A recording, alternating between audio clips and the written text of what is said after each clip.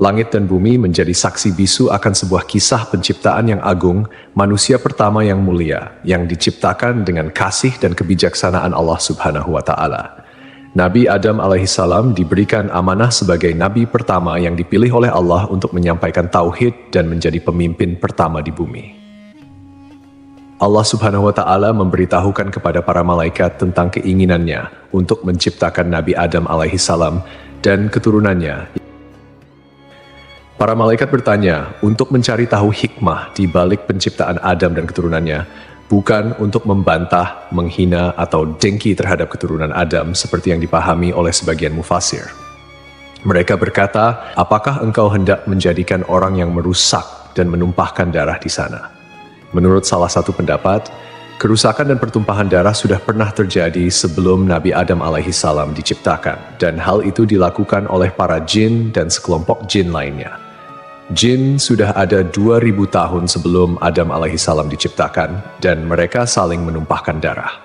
Kemudian Allah Subhanahu wa Ta'ala mengirim sepasukan malaikat untuk menghalau mereka ke semenanjung lautan.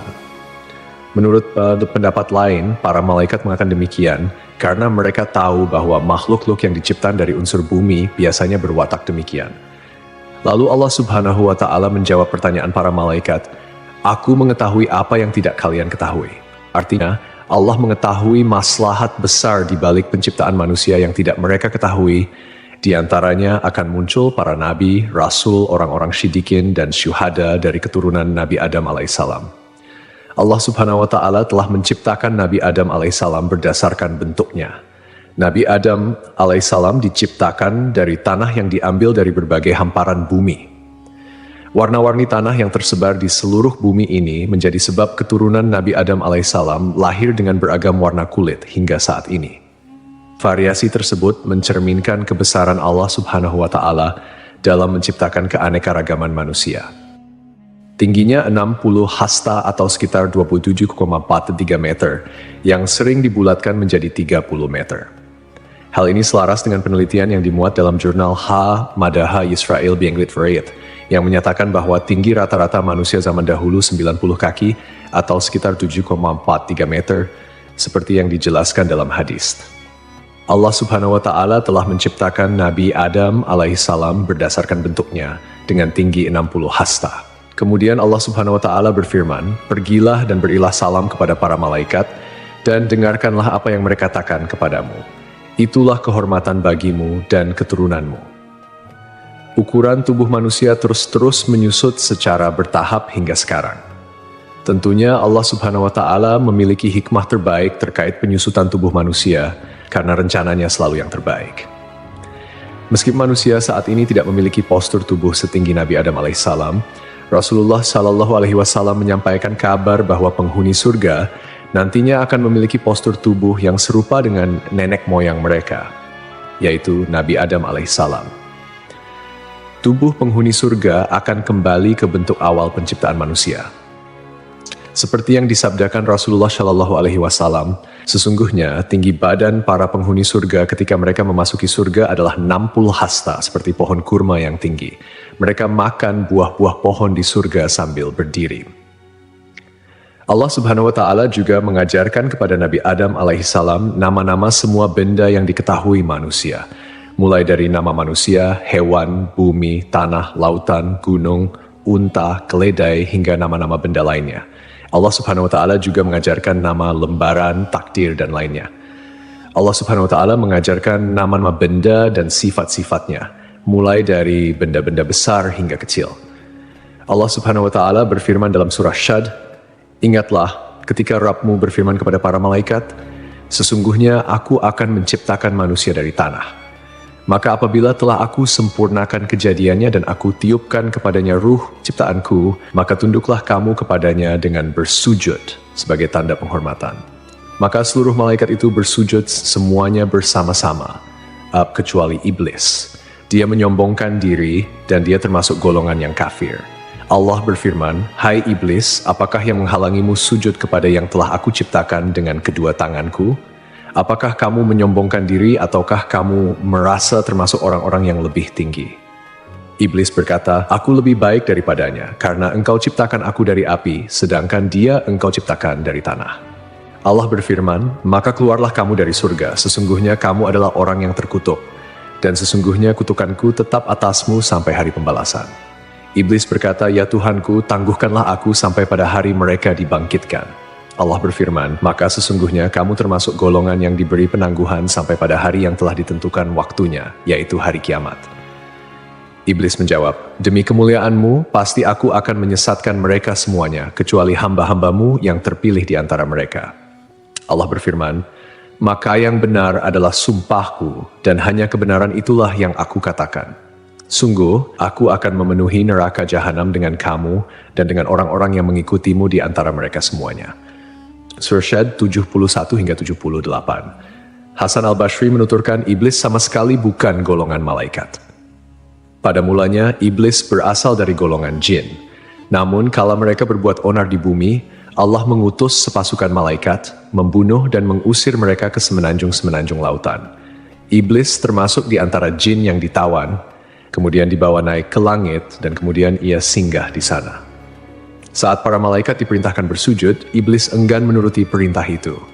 Ibnu Mas'ud menyatakan, iblis pada mulanya adalah pemimpin para malaikat di langit paling bawah.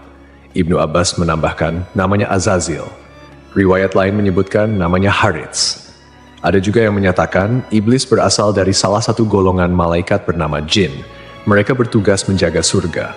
Ia termasuk yang paling mulia, paling banyak ilmu dan ibadah di antara mereka dan memiliki 4 sayap. Namun kemudian Allah mengubah wujudnya menjadi setan yang terkutuk. Allah memerintahkan Adam alaihissalam untuk tinggal di surga bersama istrinya. Allah berfirman, "Dan kami berfirman, wahai Adam, tinggallah engkau dan istrimu di dalam surga dan makanlah dengan nikmat berbagai makanan yang ada di sana sesukamu. Tetapi janganlah kamu dekati pohon ini, nanti kamu termasuk orang-orang yang zalim." Al-Baqarah 35.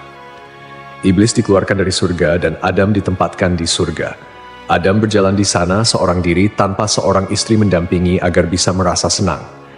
Adam lalu terlelap sesaat. Setelah bangun, ternyata ada seorang wanita duduk di dekat kepalanya. Ia diciptakan Allah dari tulang rusuk Adam. Adam bertanya, "Kamu siapa?" "Aku seorang wanita," jawab Hawa. "Kenapa kau diciptakan?" tanya Adam. "Agar kau merasa senang padaku," jawabnya. Para malaikat kemudian bertanya kepada Adam karena mereka tahu luasnya ilmu Adam. "Siapa namanya, wahai Adam?" Nabi Adam menjawab, "Namanya Hawa." "Kenapa disebut Hawa?" tanya para malaikat. "Karena ia diciptakan dari benda hidup," jawab Adam. Hawa diciptakan dari tulang rusuk sebelah kiri yang paling pendek saat ia tidur. Kemudian tulang tersebut diganti dengan daging.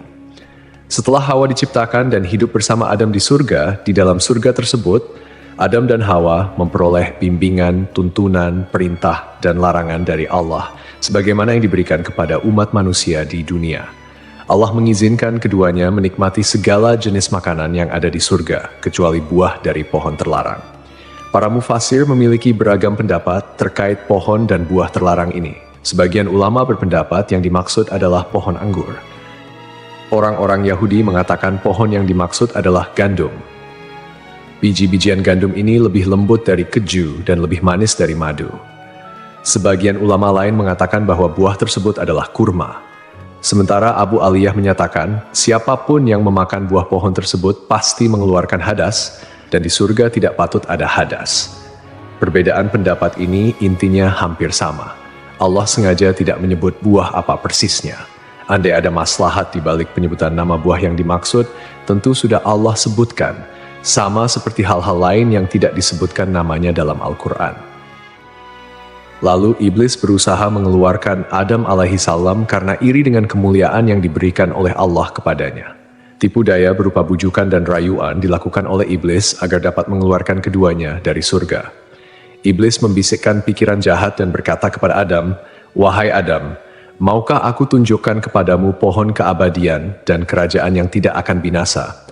Rabbmu hanya melarang kamu berdua mendekati pohon ini dan melarang kalian berdua memakan buah ini, tidak lain agar kalian berdua tidak menjadi malaikat atau kekal selamanya di surga."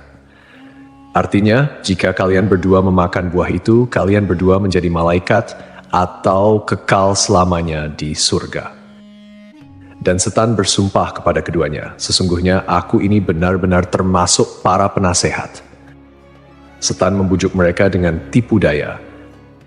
Hawa lebih dulu memakan buah pohon tersebut, dan dialah yang menyebabkan Adam memakannya. Andai saja Hawa tidak mengkhianati suaminya, Adam tidak akan memakan buah pohon terlarang tersebut. Ketika mereka mencicipi buah pohon itu, tampaklah oleh mereka auratnya. Saat itu kedua mata Adam dan Hawa terbelalak dan keduanya mengetahui bahwa mereka telanjang.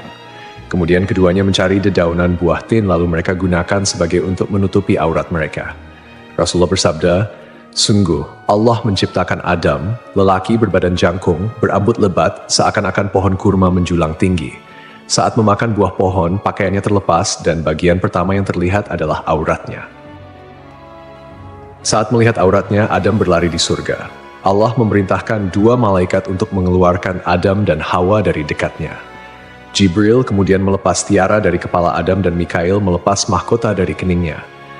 Dahan sebuah pohon kemudian mengait hingga Adam mengira hukuman disegerakan untuknya. Adam menundukkan kepala dengan mengatakan, "Ampun, ampun." Allah berfirman, "Apa kau melarikan diri dariku?"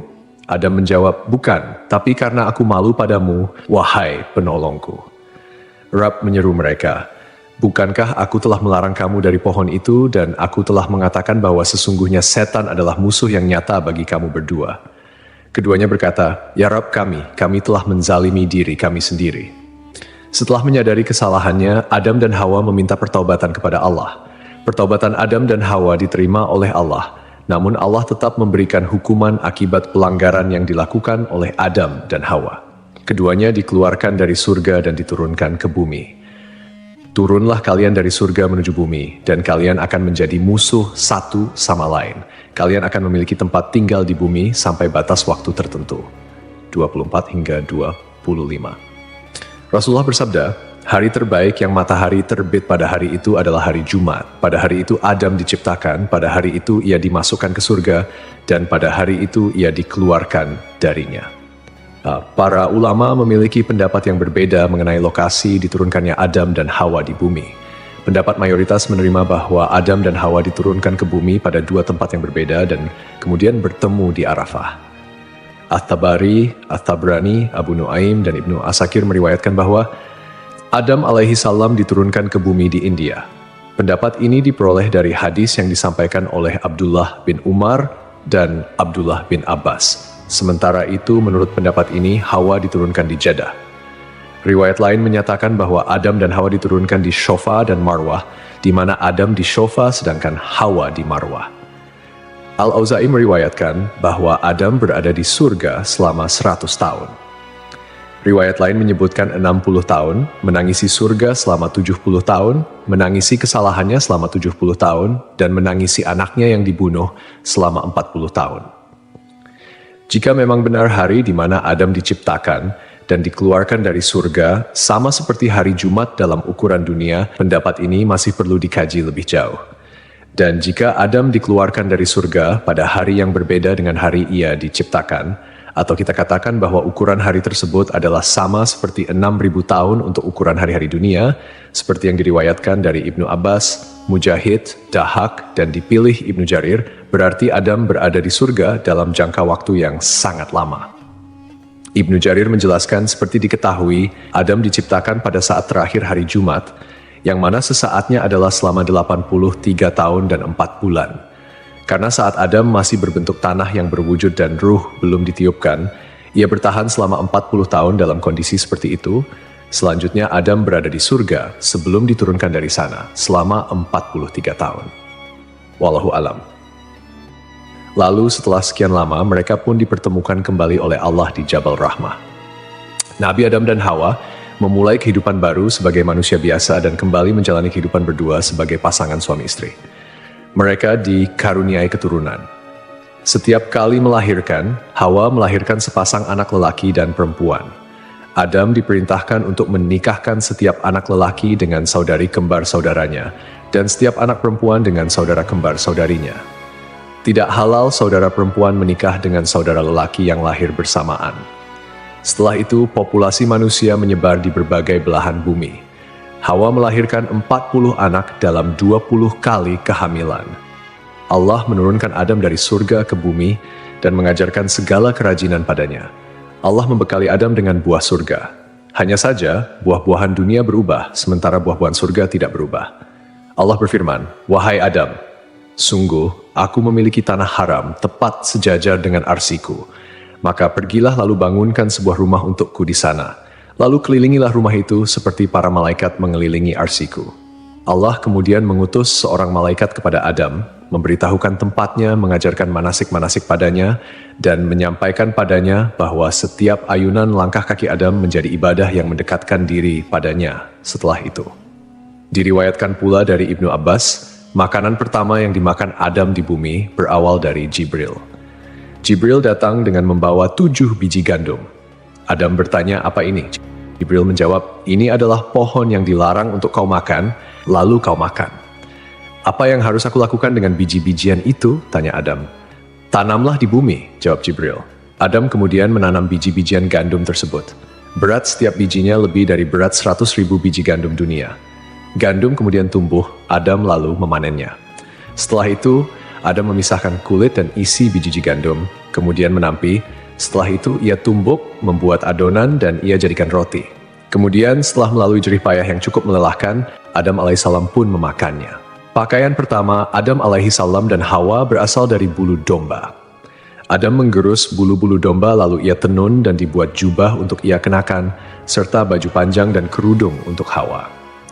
Setelah bertemu dan kembali menjalani kehidupan berdua sebagai pasangan suami istri, mereka dikaruniai keturunan. Saat itu, setiap kali Hawa melahirkan, akan selalu lahir anak kembar laki-laki dan perempuan. Kelahiran anak kembar pertama diberi nama Kabil dan Iklima. Kemudian kelahiran anak kembar kedua diberi nama Habil dan Labuda. Ketika anak-anak Nabi Adam alaihissalam dan Hawa tumbuh dewasa, mereka pun memiliki karakter dan sifat yang berbeda. Kabil mempunyai sifat yang keras, sedangkan Habil mempunyai sifat yang lebih lemah lembut dan sabar. Kemudian, anak perempuan Iklima menjadi remaja yang memiliki paras yang cantik, sementara Labuda biasa-biasa saja. Seiring bertambahnya usia, mereka mulai tertarik pada lawan jenis. Hingga Allah menurunkan kepada Nabi Adam alaihissalam dan Hawa bahwa keempat anaknya harus dinikahkan sesuai aturan yang tidak memperbolehkan pernikahan dengan anak kembar. Dengan kata lain, Kabil tidak bisa menikah dengan Iklima, begitupun Habil yang tidak bisa menikahi Labuda. Setelah Nabi Adam alaihissalam menyampaikan aturan pernikahan kepada saudara kembarnya, ternyata Kabil menolak dan mengatakan ingin menikah dengan Iklima yang tidak lain merupakan saudara kembarnya sendiri. Untuk menyelesaikan perselisihan antara anak laki-lakinya, Nabi Adam alaihissalam mengajukan solusi yaitu Kabil dan Habil harus berkurban, lalu kurbannya diterima di sisi Allah, sehingga dialah yang berhak menikah dengan Iklima. Setelah itu, Adam pergi untuk menunaikan ibadah haji ke Mekkah dan menitipkan anak-anaknya kepada langit. Tapi langit enggan menerima permintaannya itu. Adam kemudian menitipkan anak-anaknya kepada bumi dan gunung, namun mereka semua menolak. Kabil justru menerima permintaan ayahnya untuk menjaga saudara-saudaranya. Kabil, seorang petani sombong, menyiapkan seikat gandum dengan kualitas yang jelek. Sedangkan Habil, yang merupakan seorang peternak, menyiapkan seekor kambing gemuk untuk dikorbankan. Kurban keduanya disimpan di tengah lapangan. Tak lama kemudian, Allah menurunkan api dan memakan kurban Habil, sementara kurban milik Kabil dibiarkan. Artinya, Allah menerima kurban Habil dan diperbolehkan menikah dengan Iklima. Suatu malam, Habil tidak kunjung pulang mengembala kambing. Setelah mencari-cari, Kabil bertemu Habil. Kabil berkata pada Habil, "Kurbanmu diterima sementara kurbanku tidak." Habil menyahut, "Sesungguhnya Allah hanya menerima amal dari orang yang bertakwa." Kabil marah saat itu dan memukulkan benda tumpul yang ia bawa hingga Habil meninggal dunia. Allah berfirman, "Dan ceritakanlah Muhammad yang sebenarnya kepada mereka tentang kisah kedua putra Adam ketika keduanya mempersembahkan kurban, maka kurban salah seorang dari mereka berdua, Habil, diterima dan dari yang lain tidak diterima. Dia berkata, 'Sungguh aku pasti membunuhmu.' Dia Habil berkata, 'Sesungguhnya Allah hanya menerima amal dari orang yang bertakwa. Sungguh, jika engkau menggerakkan tanganmu kepadaku untuk membunuhku, aku tidak akan menggerakkan tanganku kepadamu untuk membunuhmu. Aku takut kepada Allah, Rabb seluruh alam. Sesungguhnya aku ingin agar engkau kembali dengan bawa dosa membunuhku dan dosamu sendiri, maka engkau akan menjadi penghuni neraka. Peristiwa itu menjadi pembunuhan pertama di bumi. Karena ketakutan dan bingung, ia tidak tahu bagaimana cara menyembunyikan Habil yang sudah mati. Kabil berusaha membuangnya ke laut, tetapi ombak mendorong tubuh Habil hingga ke tepian. Akhirnya Kabil memohon ampun kepada Allah dan bertaubat atas segala perbuatannya. Sampai akhirnya Kabil melihat seekor burung gagak di atas pohon dan seekor burung gagak mati. Burung gagak yang masih hidup membawa burung gagak yang mati itu ke tanah. Burung gagak tersebut kemudian membuat lubang di tanah dan mendorong gagak yang mati itu ke dalamnya.